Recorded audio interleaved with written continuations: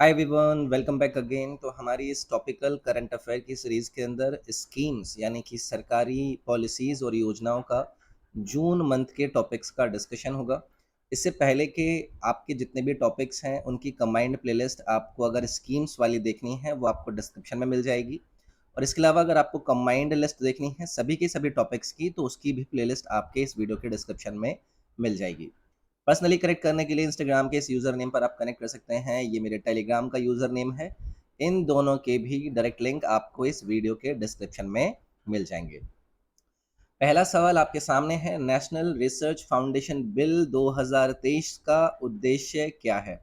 चर्चाओं में क्यों था? चर्चा में इसलिए था कि यूनियन कैबिनेट ने अप्रूवल दिया है कि वो नेशनल रिसर्च फाउंडेशन बिल को इंट्रोड्यूस कर पाए 2023 के आपके इस पार्लियामेंट स्टार्टिंग सेशन के अंदर। उद्देश्य आपसे पूछा गया है, एम आपसे पूछा गया है, तो एम आपको याद रखना है, to strengthen research ecosystem in the country, यानी कि देश के अंदर जो अनुसंधान पारिस्थितिकी तंत्र है उसको मजबूत करना इसका मुख्य उद्देश्य है। और ये जो यूनियन कैबिनेट की मीटिंग थी जिसके अंदर इसको अप्रूवल मिला कि यूनियन अब पार्लियामेंट में जाकर इस बिल को इंट्रोड्यूस कर सकते हैं, इसको चेयर कौन कर रहे थे? हमारे प्रधानमंत्री कर रहे थे। जहाँ पर कहीं ना कहीं इन बातों पर चर्चाएं हुई कि भाई ये जो एनआरएफ है, एनआरएफ क्या है? एनआरएफ आप ऐसे मान लीजिएगा, अगर एनआरएफ के बारे में मैं बताऊं कि ये एक इपेक्स बॉडी है, यानी कि सर्वोच्च बॉडी है जो कि प्रोवाइड करती है हाई लेवल स्ट्रैटेजिक डायरेक्शन के आप साइंटिफिक रिसर्च को देश के अंदर किस प्रकार से चलाएं। लगभग 50,000 करोड़ से ज़्यादा इसके अंदर इन्वेंट आपका करा जाएगा। तो याद रखिएगा, हमसे एम पूछा गया, एम हमने याद रखा, हाल ही में चर्चाओं में था, इसलिए हमारे लिए और ज़्यादा इम्पोर्टेंट हो जाता है। अगला सवाल आपसे पूछते हैं कि जून 2023 में अमित शाह द्वारा घोषित आपदा प्रबंधन योजनाओं के लिए कितना परिव्यय है?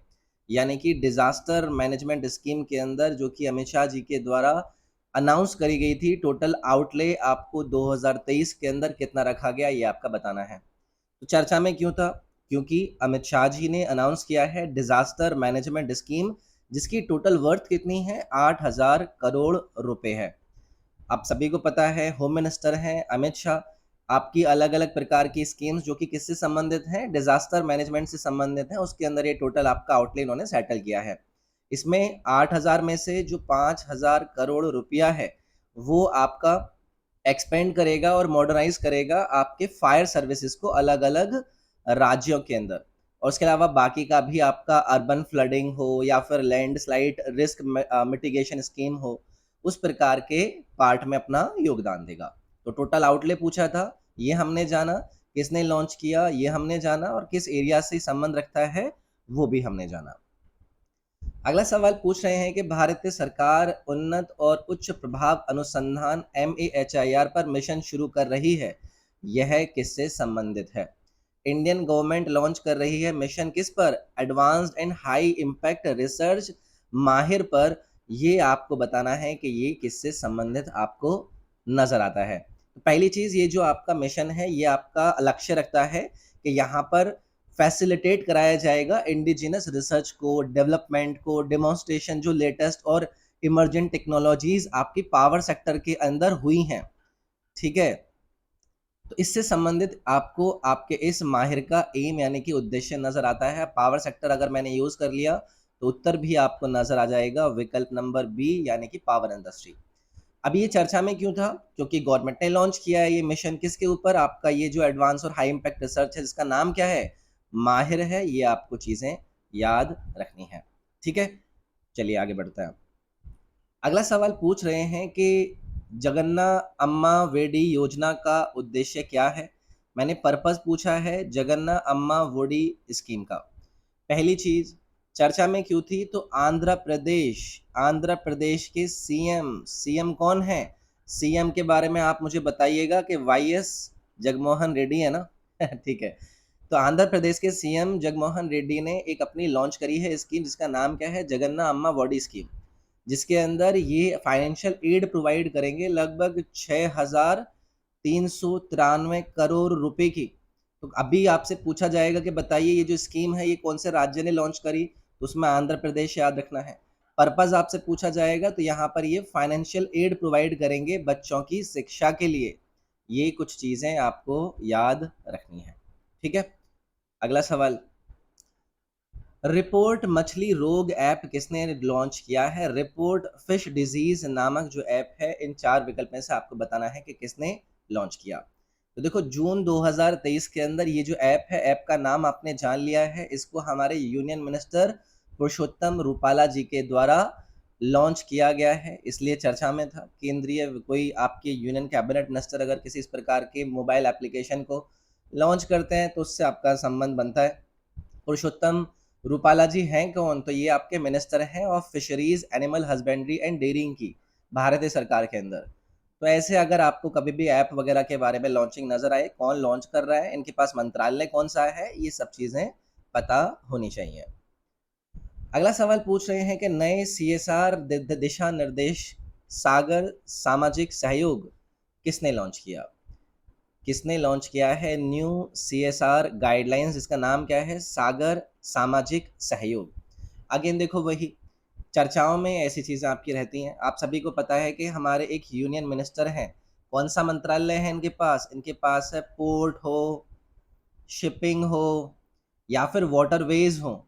इसके अलावा आपको इनके पास और भी कई सारी चीज़ें नज़र आती हैं। नाम है इनका सर्बानंद सोलोवाल। तो आपने इनको चर्चाओं में भी देखा होगा, अलग अलग जगहों पर अपने भाषणों और अपने स्टेटमेंट को लेकर चर्चाओं में रहते हैं। तो इन्होंने लॉन्च किया है एक न्यू सीएसआर गाइडलाइन, सागर सामाजिक सहयोग। तो इसमें गाइडलाइंस आपकी दी गई हैं जो कि एम्पावर करेंगी पोर्ट्स को कि वो सीएसआर एक्टिविटीज़ को डायरेक्टली अंडरटेक करें। ठीक है, अभी सीएसआर है क्या? सीएसआर के बारे में आपको पता होना चाहिए। अगर मैं यहाँ पर बार बार डिस्कशन कर ही रहा हूँ तो ये है आपका आपका ये बनता है कॉरपोरेट, मैं यहाँ पर लिख देता हूँ कॉरपोरेट सोशल रिस्पॉन्सिबिलिटी। तो इसके अंदर कई कुछ गाइडलाइंस हैं जिनका नाम आपको मैंने यहाँ पर दिया। किसने लॉन्च किया है वो हमसे पूछा गया था। ओके, अगला सवाल हमसे पूछ रहे हैं कि सरकार द्वारा शुरू किए गए उड़ीसा गुणवत्ता संकल्प का उद्देश्य क्या है? उड़ीसा गुणवत्ता संकल्प जो कि सरकार के द्वारा लॉन्च किया गया, उसके पर्पस के बारे में आपको बताना है। चर्चा में क्यों था?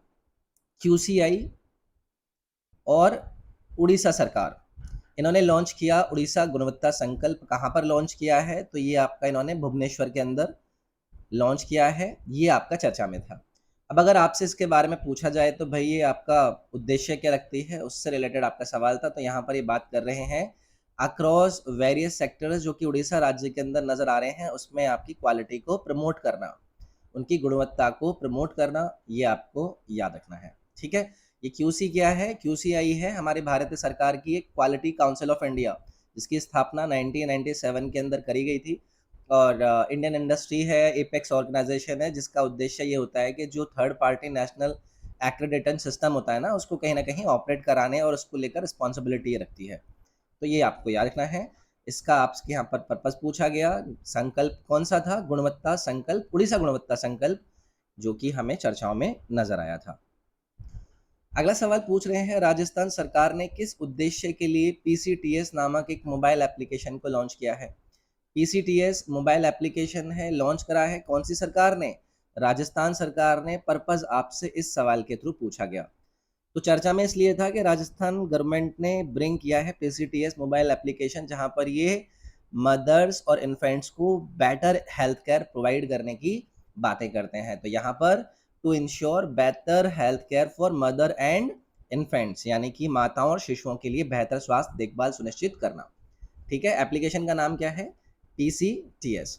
पीसीटीएस को बेसिकली आप कैसे डिफाइन करते हैं? प्रेगनेंसी, मैं यहाँ पर लिख देता हूँ प्रेगनेंसी, आपका child child trekking and health services management system, PCTS के नाम से ये आपका लॉन्च किया गया। कौन सी सरकार ने लॉन्च किया था? राजस्थान सरकार ने लॉन्च किया। अगला सवाल पूछ रहे हैं कि उद्यमिता के क्षेत्र में महिलाओं को सशक्त बनाने के लिए किसने साझेदारी की? उद्यमिता के क्षेत्र में महिलाओं को सशक्त बनाने के लिए किसने साझेदारी की? Who entered into partnership to empower women in the field of entrepreneurship?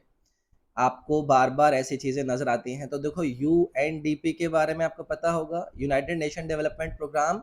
इन्होंने यहाँ पर साथ में अपने लिया है किसको? डे NULM को। इन्होंने आपस में क्या किया है? यहाँ पर आपको पार्टनरशिप की है। तो विकल्प नंबर ए यूएनडीपी और डे NULM, एनयूएलएम क्या है? ये है आपका जो दीनदयाल अंत्योदय योजना अर्बन लाइवलीहुड मिशन आता है ना, उसको हम डे एनयूएलएम के नाम से जानते हैं। तो महिलाओं को ज़्यादा से ज़्यादा फोस्टर किया जाए कि वो उद्यमिता के क्षेत्र में अपना योगदान दें, उसमें आएँ, तो ये आपको समझौता यहाँ पर याद रखना है। अगला सवाल है, भारतीय नौसेना के द्वारा आयोजित जूली लद्दाख हेलो लद्दाख आउटरीच कार्यक्रम का प्राथमिक उद्देश्य क्या है? Julley Ladakh which is basically mean hello Ladakh outreach program जो कि किसने कंडक्ट किया है? इंडियन नेवी ने कंडक्ट किया है। उसके प्राइमरी ऑब्जेक्टिव को आपको बताना है। चर्चा में इसलिए था कि इंडियन नेवी ने लॉन्च किया है जूली लद्दाख इनिशिएटिव, जहां पर ये यूथ के साथ इंगेज करेंगे इस आपके प्रोग्राम के जरिए। उद्देश्य में आपको याद रखना है, to increase awareness about the navy and engage with the youth and civil society in Ladakh. चर्चाओं में था, अच्छे सवाल होते हैं ये। तो कुछ ये बातें थी, जून मंथ का डिस्कशन था। वीडियो पसंद आती है तो लाइक ज़रूर कीजिएगा, चैनल को सब्सक्राइब करके शेयर भी कर सकते हैं वीडियो को, नोटिफिकेशन बेल आइकन प्रेस करके ऑल वाला ऑप्शन चूज कर लीजिएगा। कंबाइंड प्लेलिस्ट हो, चाहे इस टॉपिक का चाहे सारे के सारे टॉपिक्स का, इंस्टाग्राम हो टेलीग्राम हो, सबके लिंक्स आपको इस वीडियो के डिस्क्रिप्शन में मिल जाएंगे। अगले वीडियो में मिलूंगा आपसे, ख्याल रखिएगा अपना। Thank you, take care, bye bye.